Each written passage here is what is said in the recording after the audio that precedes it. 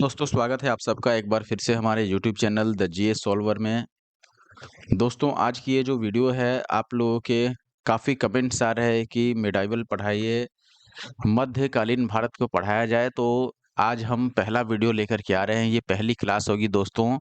और इसमें हम पूर्व मध्यकाल यानी मध्यकालीन भारत का इतिहास पढ़ने से पहले का क्या इतिहास था, ये पढ़ लेते हैं थोड़ा क्विक में कि पूर्व मध्यकाल में क्या था। और ये भी घटना चक्र का ही है। तो ये मुझे लगता है कि 2 भाग में ज़रूर आएगा, क्योंकि इसमें नंबर ऑफ क्वेश्चन आपके 70 से अधिक हैं और साथ ही नोट्स भी मुझे लगता है 2 या 3 पन्ने का होगा इसमें। तो बुक की नोट्स पहले कवर करेंगे, फिर हम सारे क्वेश्चन करेंगे और हम एक-एक क्वेश्चन को अच्छे से समझेंगे, ऐसे समझेंगे कि आपको दोबारा भूलने की इच्छा नहीं होगी उसको। फिर क्लास को आप कंप्लीट देखिएगा दोस्तों, और अगर वीडियो अच्छी लगे तो वीडियो को लाइक ज़रूर कर दीजिएगा। और अगर आप हमारे YouTube channel the GS solver पे नए हैं, तो ऐसे और वीडियो देखने के लिए ज़रूर सब्सक्राइब कर लीजिए। हम जल्दी से स्टार्ट करते हैं, आई होप कि आप वीडियो को कंप्लीट देखिएगा। और एक चीज़ और, इससे पहले हम मॉडर्न को लगभग 50% से अधिक, I think 60 to 70% modern history जो है उसको हम ख़त्म कर चुके हैं। अगर आपने नहीं देखा है तो प्लेलिस्ट बनी हुई है, आप हमारे यूट्यूब चैनल का प्लेलिस्ट जा कर के चेक कर सकते हैं। देखिए दोस्तों, हम शुरू करते हैं पूर्व मध्यकाल को, जो कि टाइमिंग आप देखिएगा 800 से 1200 ईस्वी तक माना जाता है इसको। सबसे पहले इसमें हम देखेंगे नोट्स। नोट्स में आप देखिएगा दोस्तों, विग्रहराज चतुर्थ जिनकी जो अवधि है वो 1153 यानी कि 1153 से लेकर के और 1163 लगभग 10 सालों की रही है। इनकी सबसे प्रमुख विजय दिल्ली की थी। विग्रहराज चतुर्थ की जो सबसे प्रमुख विजय मानी जाती है वह दिल्ली विजय है। इसने परम भट्टारक, परमेश्वर, महाराजाधिराज जैसी उपाधियां धारण की थी। जयानक उसे कवि बांधव तथा सोमदेव ने उसे विद्वानों में सर्वप्रथम कहा है। तो ये उपनाम भी बहुत ज़्यादा इम्पोर्टेंट हो जाते हैं, याद रखना। जैसे जयानक ने क्या कहा है, कवि बांधव जो कवि से के साथ में बंधु जैसा व्यवहार करे। सोमदेव ने क्या कहा है, विग्रहराज चतुर्थ को विद्वानों में प्रथम। सोमदेव ने ललित विग्रहराज नामक ग्रंथ की इसकी रचना की, यानी कि जो सोमदेव थे उन्होंने ललित विग्रहराज नामक एक पुस्तक की रचना की, ग्रंथ की रचना की। अब देखिएगा, अजमेर का शासक पृथ्वीराज द्वितीय जिनकी जो अवधि है वो 1177 से 1192 तक की है। तो पृथ्वीराज जो तृतीय हैं, इन्हें पृथ्वीराज चौहान के नाम से भी जाना जाता है। काफ़ी फेमस पर्सनालिटी हैं और थे उस समय। तो ये ध्यान रखना है, जैसे पृथ्वीराज प्रथम, द्वितीय, तृतीय, तो इसमें पृथ्वीराज चौहान कौन है, तो पृथ्वीराज तृतीय हैं। अजमेर के शासक थे और इन्होंने 1191 में तराइन का प्रथम युद्ध मोहम्मद गौरी के साथ लड़ा, जिसमें मोहम्मद गौरी को इन्होंने पराजित किया। फिर 1192 में तराइन का द्वितीय युद्ध हुआ, जिसमें ये खुद पराजित हो गए मोहम्मद गौरी से। तो तराइन का प्रथम युद्ध और द्वितीय युद्ध ये लाइन से ही चला है। 1191 में तराइन का प्रथम युद्ध होता है जिसमें पृथ्वीराज चौहान जीतते हैं और मोहम्मद गौरी हारता है। और दूसरे में यानी कि जब 1192 में दूसरी तराइन का दूसरा युद्ध होता है, तो उसमें मोहम्मद गौरी की जीत होती है। अब बात करते हैं पाल वंश के बारे में दोस्तों, बहुत इंपॉर्टेंट है और पाल वंश से काफ़ी क्वेश्चन देखने को मिलते हैं। तो पाल वंश के बारे में अगर आप बात कीजिएगा तो पाल वंश का संस्थापक गोपाल को माना जाता है। धर्मपाल के खालिमपुर अभिलेख में कहा गया है कि मत्स्य न्याय से छुटकारा पाने के लिए प्रकृतियों यानी सामान्य जनता ने गोपाल को लक्ष्मी की बाह ग्रहण कराई थी। क्या माना जाता है, जो धर्मपाल का खलीमपुर का अभिलेख है उसमें यह कहा गया है कि मत्स्य न्याय से छुटकारा पाने के लिए जो जनता थी वहां की, उन्होंने गोपाल को लक्ष्मी की बाह ग्रहण कराई थी, जो कि पाल वंश का संस्थापक था गोपाल। नालंदा में इसने एक विहार का निर्माण करवाया था। अब धर्मपाल की अगर हम बात करें, 770 से 810 ईस्वी तक इनका समय रहा। ये एक उत्साही बौद्ध थे और उसके लेखों में उसे परम सौगात यानी धर्मपाल का जो लेख है उसमें धर्मपाल को परम सौगात कहा गया है। उसने विक्रमशिला तथा सोमपुरी पहाड़पुर में प्रसिद्ध विहारों की स्थापना करी थी? बख्तियार खिलजी ने विक्रमशिला विश्वविद्यालय को नष्ट किया था। विक्रमशिला विश्वविद्यालय की स्थापना का श्रेय भी धर्मपाल को ही जाता है, ये भी याद रखना है। पाल वंशी शासक देवपाल 1810 से 1850 ईस्वी तक ये बौद्ध मतानुयायी थे, यानी बौद्ध धर्म को मानने वाले थे। देवपाल, उसने जावा के शैलेंद्र वंशी शासक बालपुत्र देव के अनुरोध पर उसे नालंदा में एक बौद्ध विहार बनवाने के लिए 5 गांव दान में दिए थे। तो देवपाल वो व्यक्ति थे जिन्होंने शैलेंद्र वंशी शासक बालपुत्र देव के अनुरोध पर उसको नालंदा में एक बौद्ध विहार बनवाने के लिए 5 गांव दान में दे दिए थे। अब बात कर लेते हैं हम गोविंद चंद्र गढ़वाल की रानी कुमार देवी बौद्ध मतानुयायी थी, यानी कि जो कुमार देवी थी ये भी बौद्ध मत को मानने वाली थी। और ये कहाँ की रानी थी? गढ़वाल की रानी थी। गोविंद चंद्र गढ़वाल की रानी कुमार देवी ये बौद्ध मत को मानने वाली थी। उन्होंने सारनाथ में धर्मचक्र जिन विहार बनवाया था। गोविंद चंद्र के जो मंत्री थे लक्ष्मीधर उनका नाम था। इन्होंने तृतीय कल्पतरु नामक ग्रंथ की रचना की थी। तो गोविंद चंद्र गढ़वाल की रानी कुमार देवी थी, बौद्ध मत को मानने वाली थी और इन्होंने सारनाथ में धर्मचक्र जिन विहार बनवाया था। और गोविंद चंद्र के जो मंत्री थे यानी कि लक्ष्मीधर, ये कृत्य कल्प तरु नामक ग्रंथ की रचना की थी इन्होंने। इसमें 24 अध्याय हैं। गढ़वाल वंश का अंतिम शासक जयचंद्र था, ये याद रखना है, इंपॉर्टेंट है। एक तो कुमार देवी कहाँ की रानी है ये पूछा जाता है और अंतिम शासक भी कई बार पूछा जाता है। जैसे नंद वंश का अंतिम शासक कई बार पूछा गया है, वैसे ही गढ़वाल वंश का अंतिम शासक भी पूछा जाता है। हमीर महाकाव्य में चौहानों को सूर्यवंशी बताया गया है। हमीर महाकाव्य याद रखना है।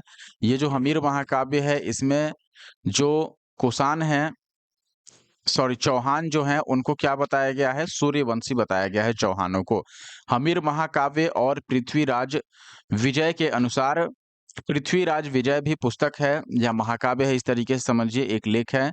चौहान सूर्य के पुत्र चाहमान नामक अपने पूर्वज के वंशज थे। यानी कि जो चौहान वंश के लोग हैं ये कहाँ से उत्पन्न हुए ये इसमें बताया गया है। किसमें? हमीर महाकाव्य में और पृथ्वीराज विजय में। इनमें बताया गया है कि चौहान जो थे वो सूर्य के पुत्र चाहमान के वंशज थे, यानी सूर्य के पुत्र थे चाहमान और इनके वंशज थे कौन? चौहान, यानी चाहमान से चौहान बन गया।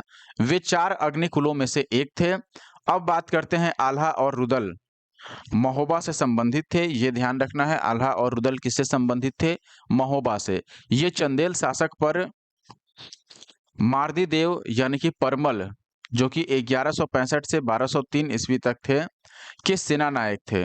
तो ये याद रखना है, आल्हा और रुदल दोनों महोबा से संबंधित थे और दोनों ही चंदेल शासक परमार्दी देव यानी कि परमल के सेना नायक थे। तो परमार्दी देव के सेना नायक कौन थे? आल्हा और रुदल थे और दोनों ही महोबा से संबंधित थे। और परमार्दी देव कहाँ के शासक थे? चंदेल वंश के शासक थे 1165 से 1203 के दौरान। जो 1182 में पृथ्वीराज चौहान के आक्रमण का डटकर सामना करने के बाद वीरगति को प्राप्त हुए थे, यानी कि पृथ्वीराज चौहान के साथ सामना करते हुए वीरगति को प्राप्त हुए आल्हा और रुदल। ये याद रखना है। कब? 1182 में।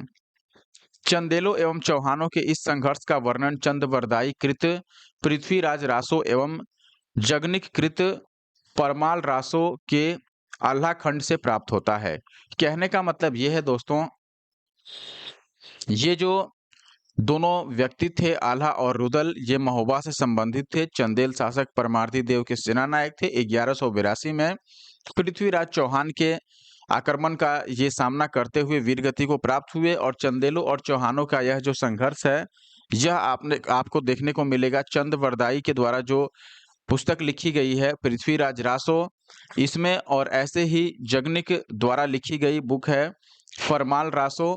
और इसके ये जो बुक है इसके आल्हा खंड जो है उस खंड से ये प्राप्त होता है जो हमने अभी पढ़ा। आगे देखिएगा दोस्तों, जेजाक भुक्ति बुंदेलखंड का प्राचीन नाम है। जेजाक भुक्ति किसका प्राचीन नाम है? बुंदेलखंड का। चंदेल वंश के संस्थापक नन्नुक के पौत्र जय शक्ति या जेजा या फिर जेजाक के नाम पर यह प्रदेश जेजाक भुक्ति कहलाया। तो जेजाक भुक्ति जो है यह बुंदेलखंड का पुराना नाम है। चंदेल वंश के संस्थापक नन्नुक थे और नन्नुक के पौत्र थे जय शक्ति, जिनको कई बार जेजा या जेजाक कहा जाता था। तो उन्हीं के नाम पर इस प्रदेश का नाम जेजाक भुक्ति रखा गया। खजुराहो लेख में शासक हर्ष को परम भट्टारक कहा गया है। खजुराहो का लेख जो है उसमें जो हर्ष हैं उनको क्या कहा गया है? परम भट्टारक। शासक धंग ने महाराजा धीराज की उपाधि धारण की। जो शासक धंग थे ये महाराजा धीराज की उपाधि धारण करते हैं। उन्होंने या फिर उनके प्रयाग के संगम में जल समाधि द्वारा प्राण त्याग दिया। यानी कि जो शासक धंग थे जो महाराजा धीराज की उपाधि धारण की थी, उन्होंने प्रयाग के संगम में यानी जो गंगा जमुना सरस्वती का संगम बताया जाता है प्रयागराज में, यहाँ जल समाधि द्वारा यह प्राण त्याग की, यानी जल समाधि लेकर के और अपने प्राणों की त्याग करी। प्राचीन काल में पुंड्रवर्धन भुक्ति उत्तर बंगाल के क्षेत्र में अवस्थित थी। पाल, चंद्र, सेन तीनों राजवंशों के युग में इस क्षेत्राधिकार का विस्तार उत्तर बंगाल के बाहर भी था। यानी कि पाल वंश, चंद्र वंश और सेन वंश, इन तीनों के युगों में यह जो क्षेत्र था पुंड्रवर्धन, इसका विस्तार उत्तर बंगाल के बाहर तक भी था। ये याद रखना है कि पुंड्रवर्धन कहाँ स्थित था? उत्तर बंगाल के क्षेत्र में स्थित था यह, और उसके बाहर भी इसका क्षेत्र था। किस वंश के समय में? पाल, चंद्र और सेन वंश के समय में। गुर्जर प्रतिहार वंश का संस्थापक नागभट्ट प्रथम माना जाता है, जिसका जो कार्यकाल है या फिर अवधि है वो आप देखिएगा 730 से 756 ईस्वी तक था। तो गुर्जर प्रतिहार वंश का संस्थापक नागभट्ट प्रथम। इस वंश के शासक नागभट्ट द्वितीय ने परम भट्टारक महाराजा धीराज परमेश्वर की उपाधि धारण की थी। लंबा चौड़ा इनकी उपाधि थी, लंबी चौड़ी क्या थी उपाधि? परम भट्टारक महाराजा धीराज परमेश्वर की उपाधि इन्होंने धारण की थी नागभट्ट द्वितीय ने। मिहिर भोज प्रथम वैष्णव धर्म के अनुयायी थे। मिहिर भोज प्रथम जो थे ये वैष्णव धर्म के अनुयायी थे और इसने आदि वराह तथा प्रभास उपाधियां धारण की थी। किसने? मिहिर भोज ने 2 उपाधियां धारण की थी, एक तो आदि वराह और दूसरा प्रभास। प्रतिहार वंश का महानतम शासक मिहिर भोज को ही माना जाता है। इसका शासनकाल 836 से 885 ईस्वी तक था। इसके बाद महेंद्रपाल प्रथम प्रतिहार शासक हुआ। इसका शासनकाल 885 से 910 ईस्वी तक रहा। महान जैन विद्वान हेमचंद्र की ने सोलंकी वंश के जयसिंह सिद्धराज के समय में प्रमुखता प्राप्त की थी, तथापि वे उसके उत्तराधिकारी कुमारपाल जो कि 1141 से 1172 तक शासन में रहे, इनके सलाहकार के रूप में उनकी सभा को अलंकृत करते थे। तो किसके उत्तराधिकारी? कुमारपाल जो थे ये जयसिंह के उत्तराधिकारी थे। जयसिंह सिद्धराज, जयसिंह सिद्धराज के उत्तराधिकारी के रूप में ये आए थे, क्योंकि आप देखेंगे जय सिंह सिद्धराज का जो समय रहा, कार्यकाल रहा, ये 1093 से लेकर के और 1143 तक रहा और फिर 1143 से जो राजा बने वो कुमारपाल बने 1143 से 1172 ईस्वी तक, और इन्हीं के सलाहकार के रूप में हेमचंद्र ने काम किया। हेमचंद्र, ठीक है। आगे बढ़ें। हेमचंद्र को प्रमुखता किसके समय में मिली थी? जयसिंह सिद्धराज के समय में ये प्रमुख हुए, यानी कि फेमस हुए, और इनके जो उत्तराधिकारी थे कुमारपाल, इनके ये सहायक या फिर सलाहकार के रूप में काम कर रहे थे। सेन वंश के लेखों से ज्ञात होता है कि वे चंद्रवंशी क्षत्रिय थे तथा उनका आदि पुरुष वीरसेन था। उनका आदि पुरुष कौन था? वीरसेन। सेन वंश के शासक बल्लाल सेन ने परम भट्टारक महाराजा धीराज परमेश्वर, परम माहेश्वर, निशंक शंकर आदि उपाधियां धारण की थी। इसने दान सागर नामक ग्रंथ की रचना की थी। याद रखना है, दान सागर नामक ग्रंथ की रचना किसने की थी? बल्लाल सेन ने। लक्ष्मण सेन, जिनका जो कार्यकाल था वो 1179 से लेकर के 1206 ईस्वी तक था, ये सेन वंश के शासक थे।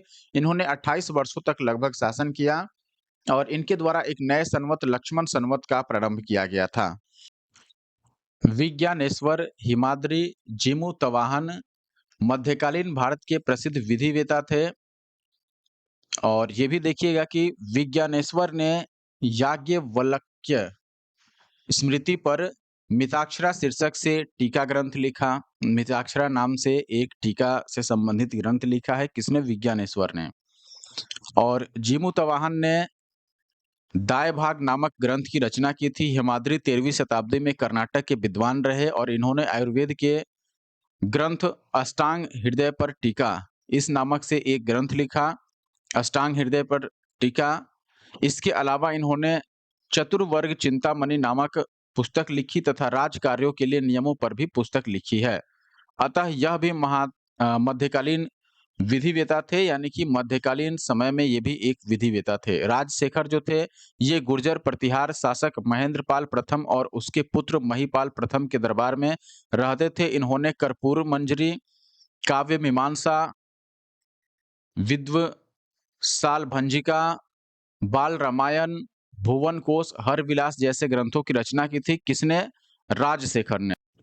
गुजरात का चालुक्य शासक जय सिंह सिद्धराज एक धर्म सहिष्णु शासक था। मुस्लिम लेखक मोहम्मद औफी का कहना है कि खंभात में कुछ मस्जिदों हेतु उसने 1 लाख बालोम मुद्राएं दान में दी थी। परमार शासक वाकपति मुंज ने मुंज सागर नामक तालाब बनवाया था। उसने श्री वल्लभ, पृथ्वी वल्लभ, अमोघ वर्ष आदि उपाधियां धारण की थी। किसने? वाकपति मुंज ने। उसके छोटे भाई सिंधुराज ने कुमार नारायण तथा नौ शाह सांक जैसी उपाधियां धारण की। राजा भोज परमार शासक था। परमारों का पहले शासन जो था, शासन का केंद्र वो उज्जैन था। बाद में राजधानी धार में स्थानांतरित कर दी गई। राजा भोज ने धार से शासन किया।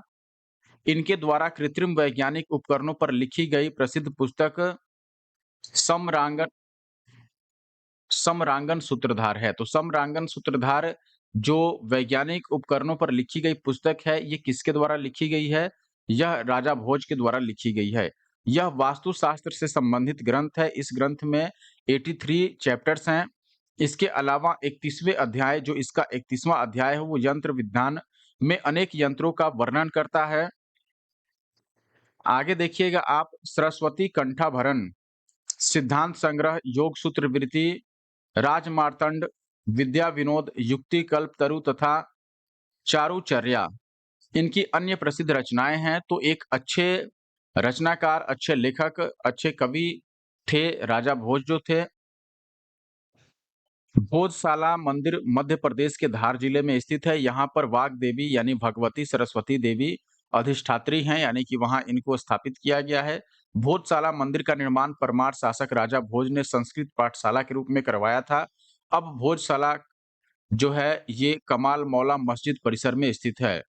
गौडवहो कन्नौज के राजा यशोवर्मन के राजाश्रित कवि वाकपति की रचना है। तो गौडवहो किसके द्वारा लिखा गया है? वाकपति की। और ये किसके दरबार में कवि थे? राजा यशोवर्मन में, या राजा वसुवर्मन के दरबार में। तो यशोवर्मन के दरबार में थे वाकपति, और इनकी एक प्रमुख रचना आपको याद रखना है, गौडवहो। अब देखिएगा यहाँ से प्रश्न कोश शुरू होता है, यानी कि यहाँ से अब क्वेश्चन शुरू हो रहा है। दोस्तों, अगर आपने यहाँ तक वीडियो देख लिया और यहाँ तक देखने के बाद आपने अभी तक हमारे यूट्यूब चैनल को सब्सक्राइब नहीं किया, तो हमारे YouTube channel the GS solver को जरूर सब्सक्राइब कर लें। हालांकि ये जो नोट्स है, ये केवल वही इसमें चीजें लिखी गई हैं जो आपको केवल प्रश्न में दिया गया है या फिर एग्जाम में पूछा गया है। इसको याद करने योग्य बनाने के लिए आपको खुद से थोड़ा इसको अरेंज करके लिखना होगा। जब मैं खुद से अरेंज करके लिख के पढ़ाता हूँ तो काफ़ी लोगों को अच्छा नहीं लगता है, इसलिए मैं डायरेक्ट बुक की नोट्स पढ़ा रहा हूँ। अगर आपको चाहिए कंप्लीट इसमें जितने भी वंश दिए गए हैं, अब इनके बारे में एक बार आपके पास जो भी अच्छी किताबें हों उनसे ज़रूर पढ़ लीजिए, क्योंकि ज़रूरी नहीं है कि इतना ही लाइन याद रखा जाए। ये तो वो लाइन है जो प्रश्न में पूछे जा चुके हैं। तो इनके अधिकांश चांस है कि ये दोबारा रिपीट हो जाएँ या वापस पूछे जाएँ, लेकिन फिर भी इसके साथ-साथ आपको आगे की पढ़ाई भी, यानी कि इसके अलावा बाकी के जो हैं, इनसे रिलेटेड जो कुछ नहीं दिया गया है यहाँ पर, वो भी आपको दूसरी किताबों से पढ़ लेना चाहिए। अब हम क्वेश्चन शुरू करते हैं, और जब आप क्वेश्चन करेंगे तो देखिएगा कि क्वेश्चन में भी काफ़ी अधिक मात्रा में डिटेल दिए गए रहते हैं, तो जो चीज़ें यहाँ पर नहीं मौजूद हैं, वो आपको क्वेश्चन के सॉल्यूशन में, एक्सप्लेनेशन में ज़रूर मिल जाएँगे। पहला जो क्वेश्चन है, निम्नलिखित में से कौन शासक पृथ्वीराज चौहान के नाम से प्रसिद्ध है? ऑप्शन है पृथ्वीराज प्रथम या फिर पृथ्वीराज द्वितीय या पृथ्वीराज तृतीय या फिर इनमें से कोई नहीं। आपको बता दें दोस्तों, पृथ्वीराज चौहान के नाम से जो प्रसिद्ध थे, वो पृथ्वीराज तृतीय थे। आपको याद होगा 1191 में इनकी तराइन की प्रथम युद्ध हुई थी मोहम्मद गौरी के साथ, जिसमें प्रथम वाले में इनकी जीत हुई थी, और जो 1192 में यानी ठीक अगले साल में तराइन की द्वितीय युद्ध हुई, इसमें इनकी हार हुई थी और मोहम्मद गौरी की जीत हुई थी। ये याद रखना है। इनका जो कार्यकाल रहा वो 1177 से लेकर के 1192 ईस्वी तक रहा, और इसमें 192 जो लास्ट इनकी हार हुई, जिसमें इनकी मृत्यु हुई, वो है 1192 का तराइन का द्वितीय युद्ध। इस प्रकार आप देखिएगा, यहाँ ऑप्शन सी सही है। अजमेर का शासक पृथ्वीराज तृतीय जो हैं, इनका कार्यकाल 1177 से 1192 ईस्वी। इनको ही पृथ्वीराज चौहान के नाम से जाना जाता है। इन्होंने 1191 में तराइन के प्रथम युद्ध में मोहम्मद गौरी को पराजित किया था, और 1192 में तराइन के द्वितीय युद्ध में उनकी पराजय हो गई थी। किनकी? पृथ्वीराज चौहान की। अगला प्रश्न देखिए, राजस्थान पीसीएस 2023 का प्रश्न है, अजमेर का पराक्रमी चौहान शासक जिसने दिल्ली पर विजय प्राप्त कर उसे अपने साम्राज्य में शामिल कर लिया था, वह कौन था? तो ऑप्शन है आपके पास विग्रहराज चतुर्थ या फिर अर्णोराज या अजयराज या पृथ्वीराज तृतीय या फिर अनुत्तरित प्रश्न। तो यहाँ पर ध्यान दीजिए, अजमेर का वह जो पराक्रमी शासक की बात यहाँ पर किया जा रहा है, जिसने दिल्ली पर विजय हासिल कर उसे अपने साम्राज्य में मिलाया था, वो थे विग्रहराज चतुर्थ। तो ऑप्शन ए यहाँ पर दोस्तों सही उत्तर है। आप देखिएगा, अजमेर के पराक्रमी चौहान शासक विग्रहराज चतुर्थ ने तोमरों से दिल्ली पर विजय प्राप्त की थी, तोमर वंश को हरा करके, और इसने परम भट्टारक, फिर परमेश्वर, महाराजा धीराज जैसी कई उपाधियां धारण की थी। किसने? विग्रहराज चतुर्थ ने। नेक्स्ट प्रश्न देखिएगा, ताम्रपत्र लेख दर्शाते हैं कि प्राचीन काल में बिहार के राजाओं का संपर्क किससे था? बर्मा से, कंबोडिया से, थाईलैंड से या फिर जावा सुमात्रा से? निश्चित तौर पर यहाँ दोस्तों, अगर आपने नोट्स ध्यान से पढ़ा तो आपको आंसर जरूर याद होगा। ताम्रपत्र लेख के अनुसार प्राचीन काल में बिहार का किस राजाओं से या कहाँ के राजाओं से संपर्क था? बर्मा से या कंबोडिया से या थाईलैंड से? बिल्कुल नहीं, जावा और सुमात्रा जो कि इंडोनेशिया से संबंधित है, उससे इनका संबंध था। प्राचीन काल में जो बिहार के राजा थे उनसे, जैसे आपने पढ़ा था देवपाल, जो कि पाल वंश के एक राजा थे। देवपाल ने नालंदा में दोस्तों 5 गांव, नालंदा में 5 गांव दान किया था जावा के राजा को। किस लिए? वहां यानी कि नालंदा में बौद्ध विहार बनाने के लिए। तो इस प्रकार ऑप्शन डी सही है। आप देखिएगा, पाल वंश के शासक देवपाल बौद्ध मत को मानने वाले थे। उन्होंने जावा के शैलेंद्र वंशी शासक बालपुत्र देव के अनुरोध पर उन्हें नालंदा में एक बौद्ध विहार बनवाने के लिए 5 गांव दान में दिए थे। तो याद रखना है। अगला प्रश्न 64वीं बीपीएससी का है, स्वर्ण भूमि का वह राजा कौन था जिसने नालंदा में एक बौद्ध विहार की स्थापना की तथा उसके रख रखाव हेतु अपने दूत द्वारा देवपाल से 5 गांव दान में देने के लिए प्रार्थना की थी? अभी हमने देखा था दोस्तों, ये कौन थे? ये शैलेंद्र वंशी बालपुत्र देव थे। तो ऑप्शन सी इसका सही उत्तर है, और ये कहाँ से संबंधित थे? जावा और सुमात्रा से।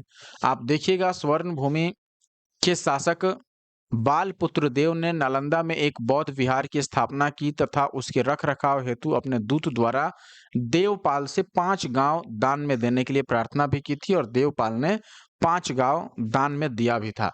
अगला सवाल आपको याद होगा, यह भी हमने नोट्स में पढ़ा था। गोविंद चंद्र गहरवाल की एक रानी कुमार देवी ने धर्मचक्र जिन विहार कहाँ बनवाया था? ये आपको बताना है। ऑप्शन है बोध गया में, राजगृह में। बाकी 2 ऑप्शन आपको दूसरे पेज पर मिलेंगे, लेकिन मैं आपको बता देता हूँ, जो कुमार देवी थीं, इन्होंने सारनाथ में, जहाँ भगवान बुद्ध ने पहला उपदेश दिया था अपना, सारनाथ में इन्होंने धर्मचक्र जिन विहार का निर्माण कराया था। तो सारनाथ इसका सही उत्तर होगा। आप यहाँ इस पेज पर देख सकते हैं, ऑप्शन डी सही उत्तर है। गोविंद चंद्र गहरवाल की रानी कुमार देवी बौद्ध मतानुयायी थी। उन्होंने सारनाथ में धर्मचक्र जिन विहार बनवाया था, इसलिए ऑप्शन डी जो है वो सही उत्तर है। अगला सवाल है, हम्मीर महाकाव्य में चौहानों को बताया गया है किस रूप में? चंद्रवंशी के रूप में चौहानों को, या ब्राह्मण के रूप में, या सूर्यवंशी के रूप में, या फिर यदुवंशी के रूप में? आपको याद होगा दोस्तों, चौहान किनको बोला गया है? सूर्यवंशी जो थे उनके संतानों को चौहान बोला गया है, तो ऑप्शन डी यहाँ पर सही उत्तर होगा। आप देखिएगा दोस्तों, हम्मीर महाकाव्य में चौहानों को सूर्यवंशी बताया गया है। हम्मीर महाकाव्य और पृथ्वीराज विजय के अनुसार चौहान जो थे वो सूर्य के पुत्र चाहमान नामक अपने पूर्वज के वंशज थे। वे 4 अग्निकुलों में से भी एक थे, याद रखना है। तो ये सूर्य वंश के वंशज थे चौहान। अगला प्रश्न है, आल्हा रुदल संबंधित थे। ये मैंने बताया था दोस्तों, आल्हा रुदल जो थे वो महोबा से संबंधित थे। और ये जो थे, ये किस राजा के सेना नायक थे, ये भी याद रखना है। चंदेल वंश के एक प्रमुख राजा थे परमार्दी देव। परमार्दी देव, इनके, ये चंदेल वंश के शासक थे। चंदेल वंश के शासक, मैं सही से लिख देता हूं, चंदेल वंश के ये शासक थे। और परमार्दी देव के जो अल्हा और रुदल थे, ये परमार्दी देव के सेना नायक थे। ये भी याद रखना है। इनकी मृत्यु कैसे हुई? जब 1782 में दोस्तों पृथ्वीराज चौहान से लड़ाई चल रही थी, तो उससे सामना करते समय उसी समय ये इनको वीरगति प्राप्त हुआ था। पृथ्वीराज चौहान, ये याद रखना है। पृथ्वीराज चौहान के साथ 1782 में युद्ध लड़ते हुए इनको वीरगति प्राप्त हुआ था। तो ऑप्शन सी याद रखना है, ये महोबा से संबंधित थे। आल्हा और रुदल महोबा से संबंधित थे। ये चंदेल शासक परमार्थी देव, जिन्हें परमल भी कहा जाता है, जिनका कार्यकाल 1165 से 1203 ईस्वी तक था, के सेना नायक थे। यानी चंदेल शासक परमार्थी देव के सेना नायक कौन हुए? आल्हा और रुदल। 1182 में ये पृथ्वीराज चौहान के आक्रमण का डटकर सामना करने के बाद वीरगति को प्राप्त हुए। चंदेलों और चौहानों के इस संघर्ष का वर्णन चंद्रवरदाई की जो कृत है पृथ्वीराज रासो, इसमें, और जगनिक कृत परमाल रासो के आल्हा खंड से प्राप्त होता है। और ये सेम चीज हमने नोट्स में भी पढ़ा था। अगला सवाल देखिए, एमपीपीसीएस 2025 का है, बिल्कुल लेटेस्ट है। और इससे पहले देख सकते हैं कि ये 2010 में भी एमपीपीसीएस प्री में पूछा गया है। आल्हा खंड के लेखक कौन है? अभी हमने देखा था आल्हा खंड किस बुक का ये लेख है? ये परमाल रासो का लेख है। और इसके राइटर कौन है? जगनिक। तो जगनिक यहाँ पर सही उत्तर होगा। हालांकि ये चीजें पहले से याद होनी चाहिए, तब आप इसका सही उत्तर लगा पाओगे। ध्यान रखना है, आल्हा खंड जिसमें आल्हा और रुदल के बारे में लिखा गया है, यह जगनिक द्वारा लिखी गई पुस्तक परमाल रासो, यहाँ पर मैं मार्क कर देता हूँ। देखिए, परमाल रासो जो बुक है, जो जगनिक द्वारा लिखा गया है, इसमें आल्हा खंड लिखा गया है, जिसमें आल्हा और रुदल के बारे में चर्चा किया गया है। और ये जगनिक द्वारा लिखा गया है, तो ऑप्शन डी सही उत्तर है। अगला प्रश्न देखिए दोस्तों, पृथ्वीराज रासो के बारे में पूछा गया है। पृथ्वीराज रासो के लेखक कौन है? हमने अभी पढ़ा ही था। पृथ्वीराज रासो के लेखक हैं चंदबरदाई। और चंदबरदाई के द्वारा जो लिखा गया है पृथ्वीराज रासो, इसमें भी आल्हा रुदल और जो चंदेल वंश थे उनकी चौहानों से जो संघर्ष रही उसके बारे में लिखा गया है। तो ऑप्शन डी यहाँ पर सही उत्तर है। आप देखिएगा दोस्तों, चौहान वंशी शासक पृथ्वीराज तृतीय राय पिथौरागढ़ से संबंधित थे। इनके दरबारी कवि चंदबरदाई थे। इन्होंने पृथ्वीराज रासो की रचना की। इसमें चौहानों को अग्निकुंड से उत्पन्न बताया गया है। साथ ही चौहानों और चंदेल वंश के बीच में जो झगड़ा था, संघर्ष था, उसके बारे में भी लिखा गया है। अगला सवाल, पृथ्वीराज विजय के लेखक कौन है? ऑप्शन है चंदबरदाई, पृथ्वीराज चौहान, दोनों ही नहीं है। बाकी दो ऑप्शन हम दूसरी तरफ देखते हैं। अगला ऑप्शन है आपके पास जयानक या फिर नयन चंद सूरी। सही उत्तर क्या है दोस्तों? प्रश्न आपसे पूछा गया था पृथ्वीराज विजय के लेखक कौन है? पृथ्वीराज विजय के लेखक के बारे में आपसे पूछा गया था कि पृथ्वीराज विजय के लेखक कौन है? ये है दोस्तों जयानक। याद रखना है, जयानक। ध्यान दीजिएगा और इसको याद रखिएगा। ये आरएस में पूछा गया है, दूसरे स्टेट पीसीएस के एग्जाम्स में भी ये पूछा जा सकता है। अगला प्रश्न, निम्न युग्मों में से कौन एक सुमेलित नहीं है? ध्यान दीजिएगा, सुमेलित नहीं पूछा गया है। ऑप्शन में एक साइड आप देख रहे हैं लेखक के नाम है, और दूसरी तरफ उनके द्वारा जो पुस्तकें लिखी गई हैं, जगनिक का आलाखंड ये तो सही है, हमें गलत बताना है। पृथ्वीराज रासो का चंद्रबरदाई ये भी सही है। और नरपति नाल ये बीसल देव रासो के बारे में इन्होंने पुस्तक लिखी थी, निश्चित तौर पर ये सही है। बीसल देव रासो नरपति नाल ने ही लिखी थी। तो जो गलत बचता है वो ऑप्शन ए है, अब्दुल रहमान हमीर रासो। ये गलत है, क्योंकि हमीर रासो जो बुक है इसके जो राइटर थे ये अब्दुल रहमान नहीं थे। इसके राइटर जो थे वो दोस्तों थे सारंगधर। सारंगधर, ये याद रखना है, सारंगधर इसके राइटर थे। आगे बढ़ जाते हैं अब। आप यहाँ देख भी सकते हैं यही चीजें लिखी गई हैं। निम्नलिखित, अच्छा यहाँ पर है, हमीर रासो की रचना सारंगधर ने की थी, अन्य सभी विकल्प जो हैं वो तो सही ही हैं। आप देखिएगा दोस्तों, निम्नलिखित राजपूत वंशों में से किसने 8वीं शताब्दी में दिल्लिका यानी कि दिल्ली शहर की स्थापना की थी? ऑप्शन है परमार वंश, सोलंकी वंश और तोमर वंश या चौहान वंश। आपको याद होगा अगर मैं पूछूं आपसे कि जो विग्रहराज चतुर्थ थे, आपको नाम याद होगा विग्रहराज चतुर्थ, उन्होंने दिल्ली पर विजय प्राप्त किया था। तो किसको हराकर दिल्ली पर विजय प्राप्त किया था?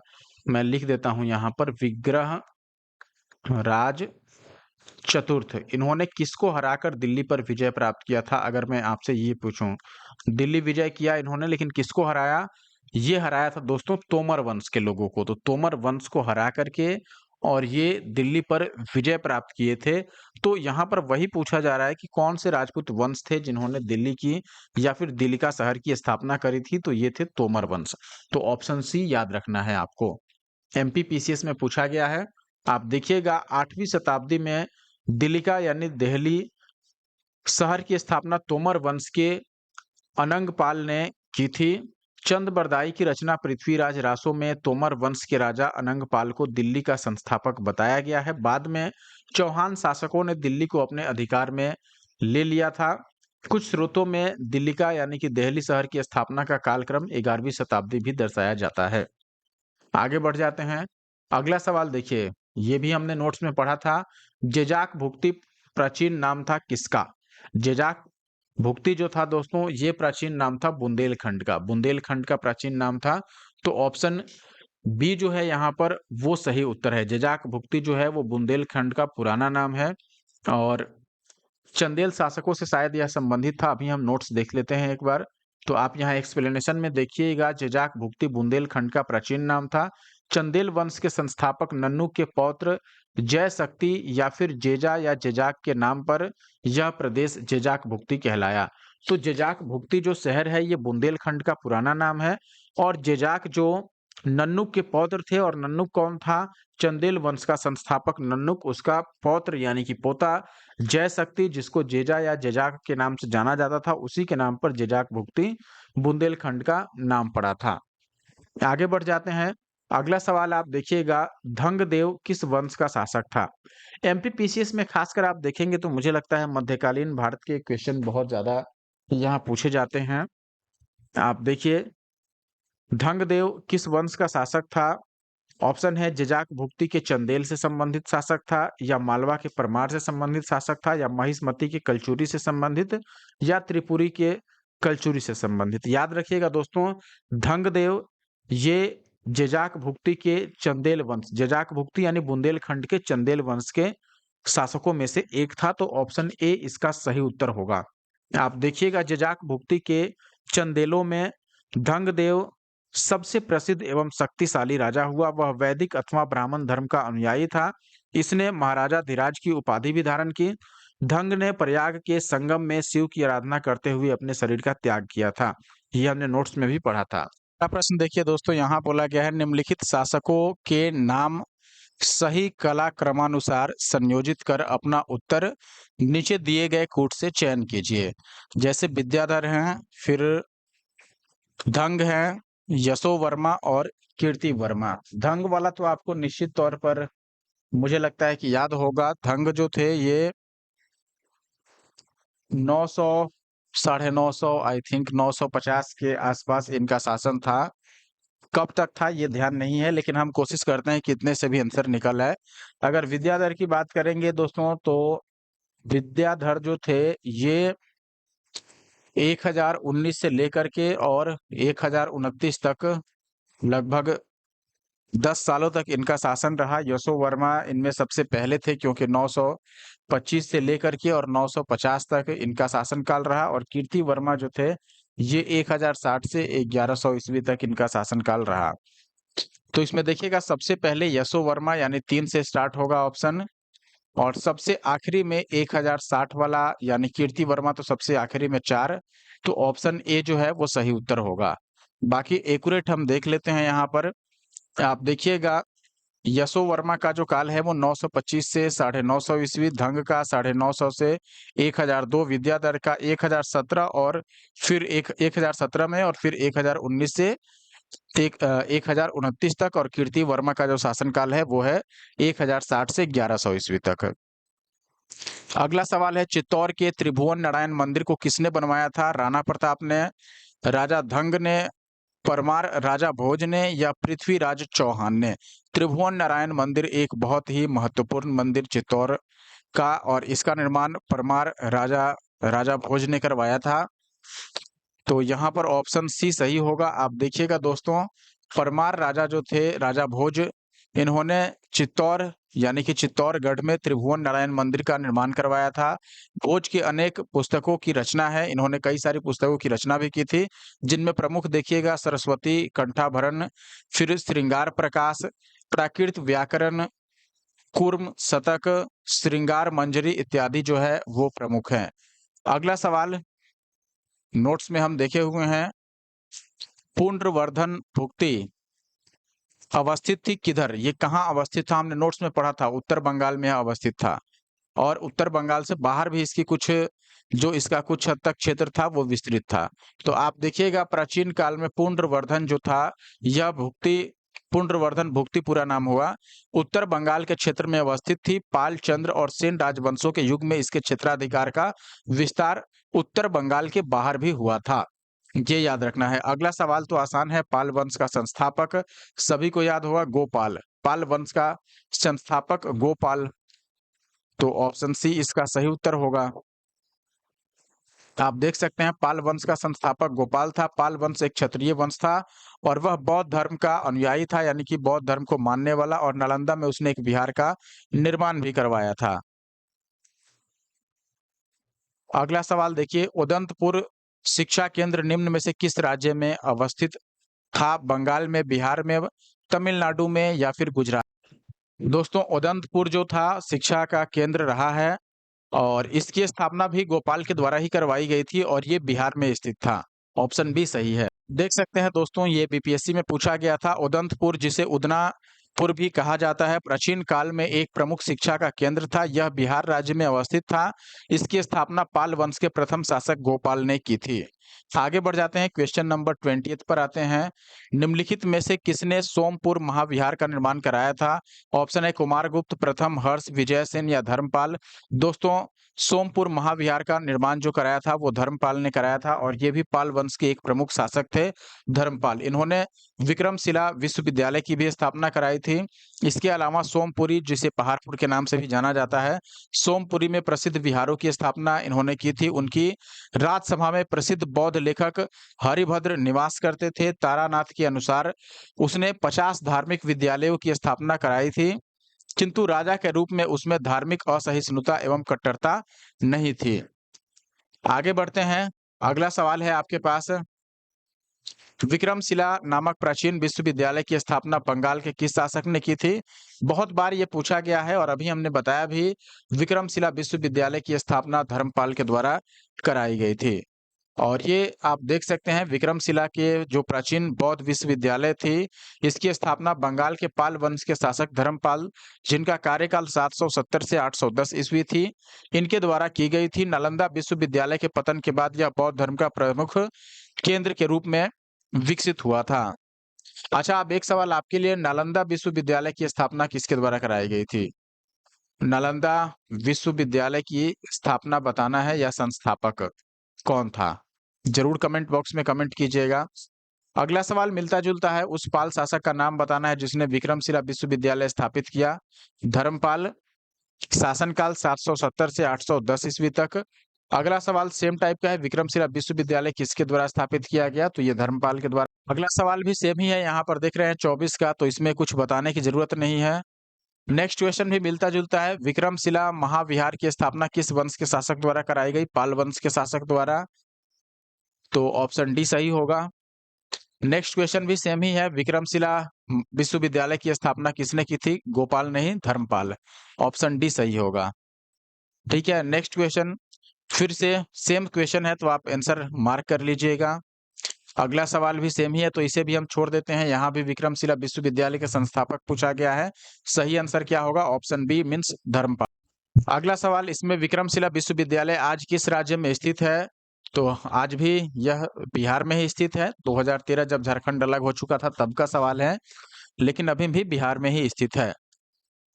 आप देखिएगा, पाल वंश के शासक धर्मपाल ने बिहार के राज्य भागलपुर में विक्रमशिला विश्वविद्यालय की स्थापना की थी। यहाँ बौद्ध धर्म और दर्शन के अतिरिक्त न्याय, तत्व ज्ञान, व्याकरण आदि की शिक्षा दी जाती थी।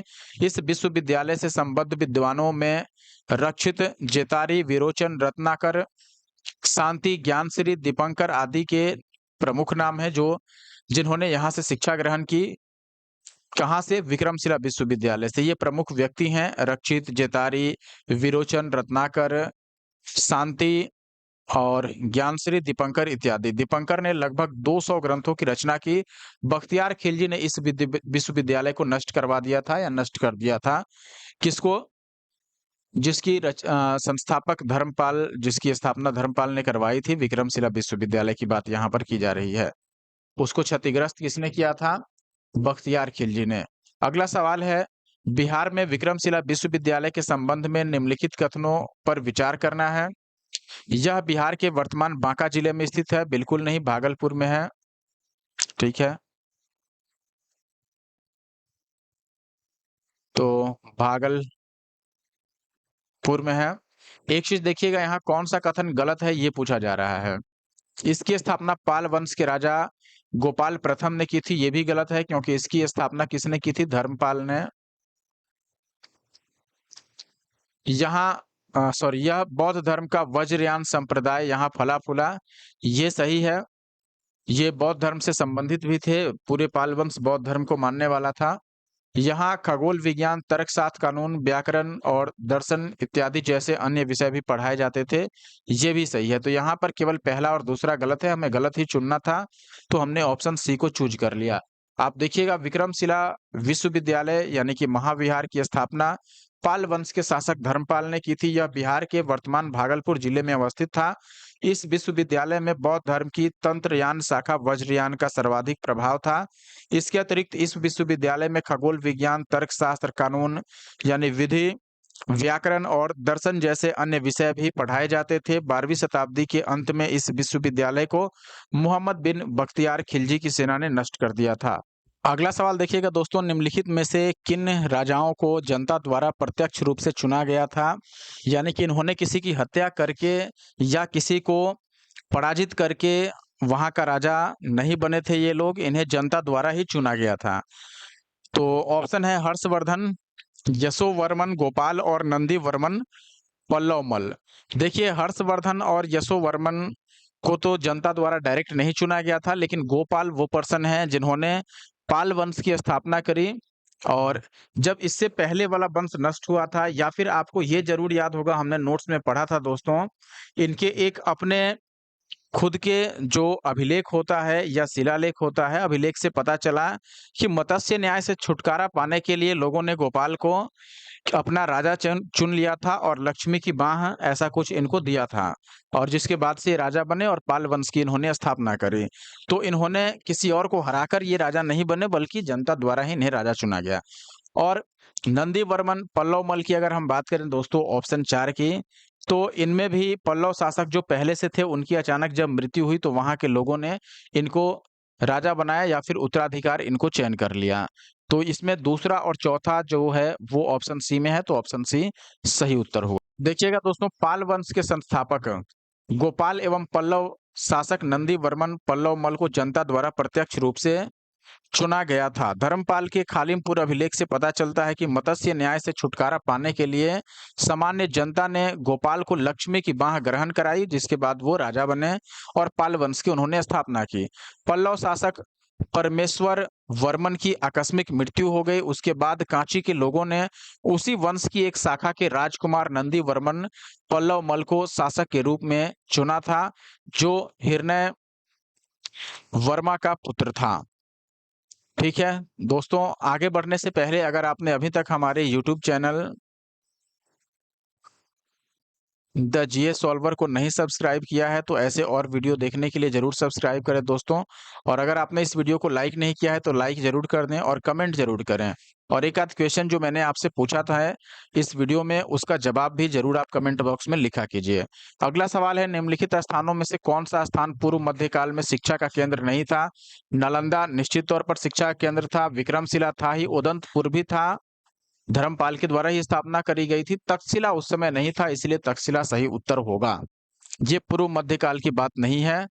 आप देखिएगा यहाँ पर दोस्तों, तक्षशिला जो है वैसे वर्तमान पाकिस्तान के पंजाब प्रांत के रावलपिंडी जिले में स्थित है। तक्षशिला प्राचीन समय में गंधार राज्य की राजधानी थी यह, और प्राचीन काल में, मध्यकालीन की बात नहीं की जा रही है, मध्यकाल की बात नहीं की जा रही है, प्राचीन काल में तक्षशिला शिक्षा का एक प्रसिद्ध केंद्र था। यहाँ अध्ययन के लिए दूर दूर से विद्यार्थी आते थे, जिनमें राजा तथा सामान्य जन दोनों ही सम्मिलित होते थे, यानी राजा भी पढ़ते थे उसी में, या राजा के पुत्र और सामान्य जनता भी उसमें पढ़ सकते थे। कोसल के राजा जो प्रसेनजित थे, बिंबिसार का राजवैद्य जीवक, कनिष्क का राजवैद्य चरक और बौद्ध विद्वान वसु बंधु चाणक्य इत्यादि ने यहीं से शिक्षा प्राप्त की थी। कहाँ से? तक्षशिला विश्वविद्यालय से। बौद्ध साहित्य से पता चलता है कि यह वैदिक एवं धनुर्विद्या की शिक्षा के लिए विश्व में प्रसिद्ध था। 5वीं सदी में गुप्तों के समय में नालंदा स्थित विश्वविद्यालय अस्तित्व में आया, यानी मध्यकाल में आप कह सकते हैं, उससे कुछ पहले नालंदा विश्वविद्यालय अस्तित्व में आया गुप्त काल के समय में। और सर्वप्रथम कुमार गुप्त प्रथम ने नालंदा बौद्ध विहार को दान दिया, और बाद में बुद्ध गुप्त, तथागत गुप्त तथा बालादित्य नामक गुप्त शासकों ने भी इस विहार को दान दिए। दान देने का मतलब जमीन दान से ही नहीं है, यहाँ धन दान देना या और भी तमाम जो संसाधन है वो मुहैया कराना, ये भी दान माना जाता था उस समय। पाल वंश के शासक धर्मपाल ने 8वीं शताब्दी में बिहार राज्य के भागलपुर में विक्रमशिला विश्वविद्यालय की स्थापना की, और पाल वंश के काल में ही उदंतपुर में भी एक विश्वविद्यालय की स्थापना हुई। अगला सवाल है, निम्नलिखित में से किसने राष्ट्रकूट साम्राज्य की नींव रखी? दोस्तों, राष्ट्रकूट साम्राज्य की नींव रखी गई थी दंती दुर्ग के द्वारा, तो ऑप्शन बी सही होगा। इसके संस्थापक जो थे राष्ट्रकूट वंश के या साम्राज्य के, वो दंती दुर्ग थे। आप देखेंगे राष्ट्रकूट वंश की स्थापना 736 ईस्वी में दंती दुर्ग ने किया था। दंती दुर्ग के संबंध में कहा जाता है कि उज्जैनी में उसने हिरण्यगर्भ यानी महादान यज्ञ करवाया था। सवाल तो मिलता जुलता है, निम्नलिखित में से किसने हिरण्यगर्भ धार्मिक कार्य कराया था? दंती दुर्ग ने कराया था, और इसने ही राष्ट्रकूट वंश का स्थापना भी करी थी। अगला सवाल देखिए दोस्तों, निम्नलिखित में से कौन अपने पिता के अभियानों के क्रम में सैनिक छावनी में पैदा हुआ था? यानी कि इनके पिताजी अभियान चला रहे थे, सैनिक अभियान, और उसी समय छावनी में इनका जन्म हुआ। ऑप्शन है अमोघ वर्ष राष्ट्रकूट, भोज परमार धर्मपाल, नागभट्ट द्वितीय प्रतिहार। आपको बता देता हूं दोस्तों, जो अमोघ वर्ष राष्ट्रकूट थे, इनके बारे में ये बात की जा रही है। इनके पिता के जो सैनिक अभियान चल रहे थे उसी क्रम में एक छावनी में इनका जन्म हुआ था, तो ऑप्शन ए बिल्कुल सही उत्तर है। आप देखिएगा, अमोघ वर्ष प्रथम, राष्ट्रकूट राजा अमोघ वर्ष प्रथम का जन्म 800 ईस्वी में नर्मदा नदी के किनारे श्री भावन नामक स्थान पर सैनिक छावनी में हुआ। उस समय इनके पिताजी जो राष्ट्रकूट राजा गोविंद तृतीय थे, वे उत्तर भारत के सफल अभियानों के बाद वापस लौट रहे थे। अगला सवाल है, महानतम प्रतिहार राजा किसको माना गया है? निश्चित तौर पर मिहिर भोज को माना गया है, तो मिहिर भोज यहाँ पर सही उत्तर है, ऑप्शन सी। आप देखिएगा, प्रतिहार वंश का महानतम शासक मिहिर भोज था। इसका शासनकाल 836 से 885 ईसा पूर्व, सॉरी ईसा पूर्व नहीं है, ईस्वी है। धर्मपाल वंश का ये का राजा था, जिसका शासनकाल 770 से 710 तक था।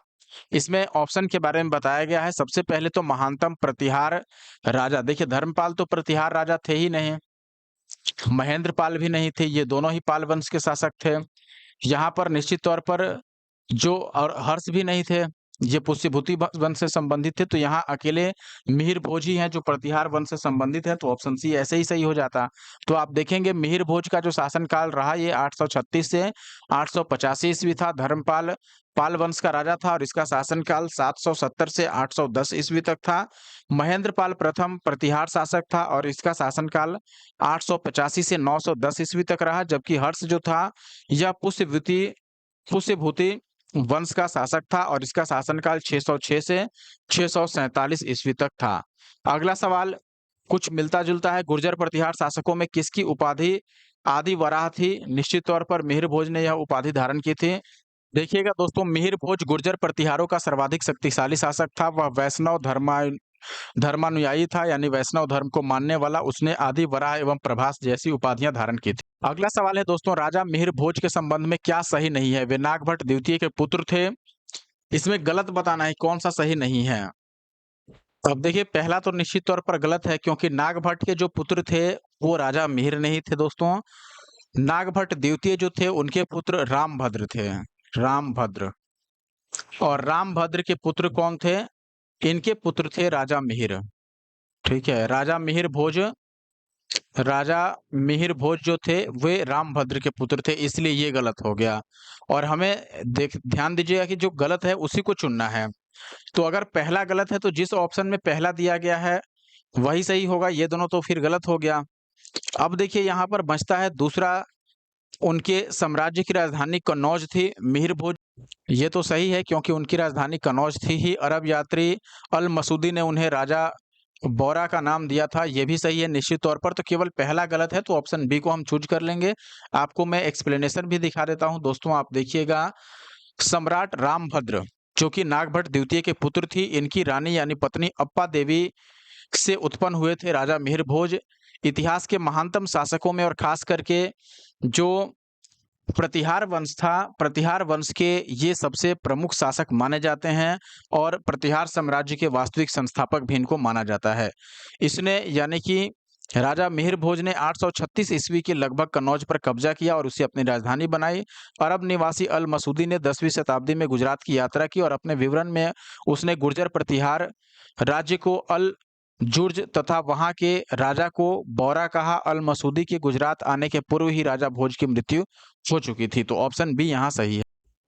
दोस्तों, ये वीडियो हम यहीं समाप्त करते हैं। आप देख रहे हैं यहाँ पर हमने लगभग 38 क्वेश्चन कर दिया है और इस टॉपिक में यानी कि जो पूर्व मध्यकाल है इसमें टोटल 72 क्वेश्चन दिए गए हैं जो 2025 का घटना चक्र पूर्वावलोकन भारतीय इतिहास की बुक है उसमें।